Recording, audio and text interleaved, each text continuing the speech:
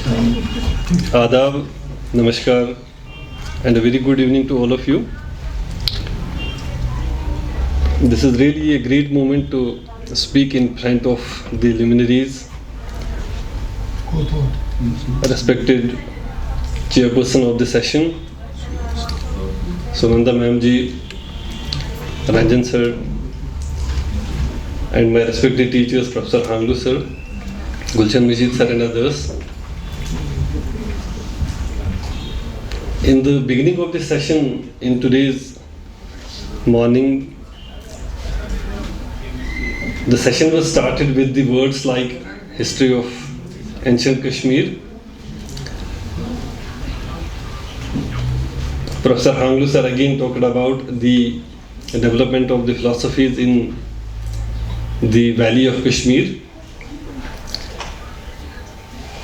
And immediate, thoughts they ran in my mind that since majority of the people, those who are speaking here, they are here for a cause to understand the roots of, Kashmir and Kashmiris. And one of the very prominent aspect of understanding our culture, our history, our background is to understand the material evidences or material remains of Kashmir, which are really very significant to understand, because as a student of history, when we try to understand any aspect of past societies, we cannot move ahead without actually understanding the literary traditions and the archaeological traditions of that particular region. Now, looking at the temporal and spatial aspects of my topic, I'll be talking about the historical sources of ancient Kashmir. So, as far as the temporal aspects are concerned, we are actually looking at a very remote past of this region, and space is again very clear. We are looking at the landscape of Kashmir, and to understand the Kashmir, we actually need to understand it geographically first. As you can see in the slide, the red ring around the geographical part is the modern day Kashmir Valley, the geographical expression. I'm not going to talk about this geographical expression Kashmir Valley only, but I'll be taking you beyond this into this below circle which crosses different mountain ranges in all the four directions. I'm talking about the ancient Kashmir, whose borders actually moved much beyond the present day borders of the Kashmir Valley. This is situated in the northwestern parts of the Himalayas, and we are very fortunate that we have very clear evidences from textual sources as well as from the material evidences, particularly from the subject of geography, geology, physics, and many other aspects including archaeology, which help us to understand the contours of Kashmir, which are represented in the textual traditions of Nilmat Puran and the Rajtarani of Kalhana. When we move back in the rediscovery of the history and archaeology of this region, we are actually dependent on the geological evidences which tell us about the formation of the Himalayas long back, some millions of years ago, which enveloped the Kashmir Valley from the north and eastern part, and the eruption of Pir Panjal ranges in the south and southwestern parts some millions of years ago.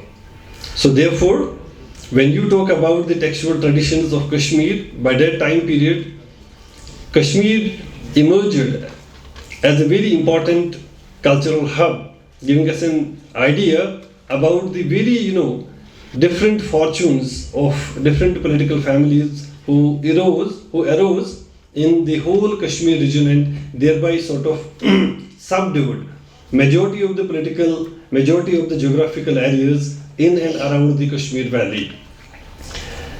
There are different traditions.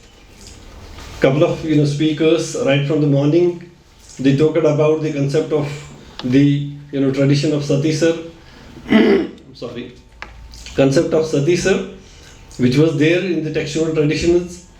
The geological evidences, they also tell us about the way how the valley got formed, how it got drained. It was only because of the development of the orogeny of Himalayas, the formation of the Himalayas, formation of Pir Panjal ranges, that the formation of Kashmir into valley, the drainage of water, and many other things related to its geographical origin are concerned. Now, as far as the sources of ancient history of Kashmir are concerned, we are talking much about the Sanskrit textual sources which are there, including the Nilmat Purana, which was written around the 8th century, and the Kalhan's Rajtarangni. There are textual sources beyond these two texts which actually tell us about what happened in Kashmir during its early development. The earliest notices of Kashmir are actually in the Greek sources, which talk about, we use different expressions of mountains, rivers, tribes, those who have resided in this region since ancient times. Chinese travelers, including Huan Xuan and many others, they also tell us about the history, its geography, about our culture, and about many other aspects of Kashmir history. Nilmat Purana is of course there, and Rajtarangni gives us details. I'll not be talking about the details which are given in Rajtarangni because we have been listening to these two texts since morning. Now, another important aspect of the sources of ancient Kashmir are the material remains, and these material remains actually help us to understand and sort of delimit the chronology of ancient Kashmir into three different phases. As you can see on the slide, the first one is known as the Stone Age cultures, which move back to around millions of years ago, up to around 10,000 BCE, which is generally known as the Paleolithic era in Kashmir, which was moved beyond by some other cultures like Neolithic, starting from around 4,000 up to around 1500 BCE. Then the second important cultural phase begins by the early historical period, including the Iron Age cultures like megaliths, and the coming of foreigners, particularly from Central Asia and some other territories, including Indo-Greeks, Kushans, Huns, and many others. And then by 7th century CE onwards, the beginning of the early medieval, what we generally call in history as the early medieval period, starting from the 7th century onwards, up to the coming of the Muslims in the political, landscape. We are aware that the historical beginnings of Kashmir actually move beyond the textual evidences which are reflected in Nilmat Purana and other texts. We have stone tools which were discovered from different parts of the Kashmir Valley, particularly the Pahalgam Valley, which was very cleared. And it was long back in 1969 when for the first time H.D. Sankalia discovered some quartzite crude hand axes belonging to the Paleolithic times, which means some millions of years ago. Then evidences about new Stone Age actually comes from Burzaham and other sites only, but before that, which are completely missed from a couple of textbooks, are some very prominent archaeological sites in South Kashmir. Balapura is, for example, located in Shopian, where we have a very important chopping complex, which is a kind of stone tools which were used by humans by that time period. Then moving slightly towards the middle of Kashmir at Sombor in Pulwama district, we have again from Karevas we have evidences related to the middle Paleolithic or upper Paleolithic times, which talk about again some millions of years old history of Kashmir. Then in North Kashmir from Manasbal and Bomai, again evidences they are coming in different forms, particularly in stone tools of the upper Paleolithic times, and we have also representation of certain kinds of art forms for the first time in Kashmir, moving to around upper Paleolithic times. These art forms, they actually tell us the histories of different activities in Kashmir, including some hunting scenes which are more prominent during the Neolithic times. But these upper Paleolithic evidences are again very important, we talk about the continuous occupation of the Kashmir Valley, which is hardly seen in any of the geographical regions of North India except the Kashmir region. After the Paleolithic times, then time moved on. Neolithic ages, started, which is generally known as the Neolithic Revolution, and we all know that Burzahama and other sites, they are very prominent. They talk about the coming of humans from different, places to the Kashmir Valley. We have a very, mature culture by this time period. People have started settling down permanently. They started having, their own crops. They started cultivating wheat and barley. They had their, own domesticated animals, and many other developments, happened, by this time period in Kashmir. There are, around 50 archaeological sites belonging to the Neolithic period right now, which are explored. And among all of them, only 3 of them, they were excavated properly, for which we have excavation reports available. They include Burzahama, Gafkral, and Kanispora. Now, Burzahama is located in Srinagar, Gafkral is in South Kashmir, and Kanispora is in North Kashmir, thereby giving us a very good representation of all the 3, divisions of Kashmir, which are mentioned in the textual sources as Madhava Raja and Kramar Raja, which Kalhan talks about, and even during medieval times Maraz and Kamraj divisions.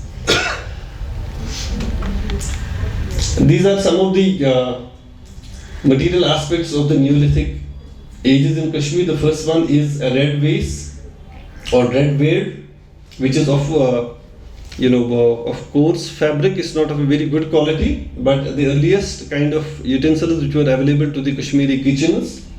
The second one are the stone tools which were recovered from Burzahama. Third is again a stone tool. These are the bone tools, and at the end is the development of certain art forms during the Neolithic times, particularly from Burzahama, which depicts a hunting scene prominently, which is much discussed, by people. Kashmir, by that time period, developed some links with the outside cultures, particularly with the northwestern, borders, where the Indus Valley civilization prominently flourished. We have a couple of evidences from Kot Diji that influences by that time period they were coming to Kashmir, and we have representation of a couple of deities on portraits. These pots which are shown on the slide. This is only one. We have 3 images of the same pot. They depict a horned deity on it, and within this particular redware pot, there were some thousands of beads made of carnelian agate, semi-precious stones which were not available within the Kashmir boundary, within the boundaries of Kashmir. So certainly they were brought from outside by people, because there was a very important, cultural link which got developed by that time period, particularly with the northwestern borders of India.